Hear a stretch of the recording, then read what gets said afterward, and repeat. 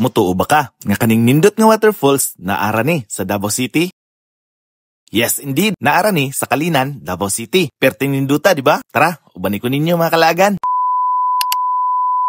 Maayong adlaw mga kalagan. Moday ni, ang ilang ginatawag nga mini asik-asik dari sa Kalinan. Medyo hawig ni siya sa itsura sa Asik-Asik Falls dito sa Alamada, Cotabato.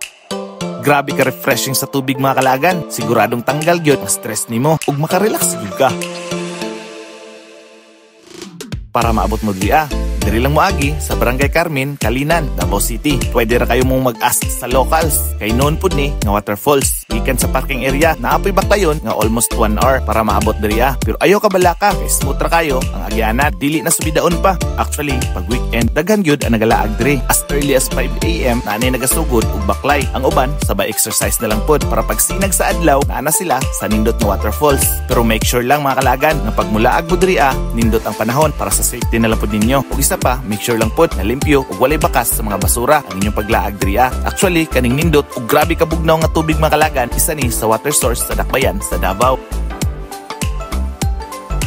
Grabe gyud kanindot sa kinaiyahan mga kalagan. Siguradong ma-amaze ka kung anong ing-ani ang style sa agas diri. Dinhi mga kalagan, mag-enjoy gid mong magbarkada kay siguradong sa baktas pa lang perte na ninyong bibuha. Samot makaligo mo aning nag-iisang mini asik-asik diri sa Kalinan District. Nya, sa pamenyo gihulat. Tara, laag na.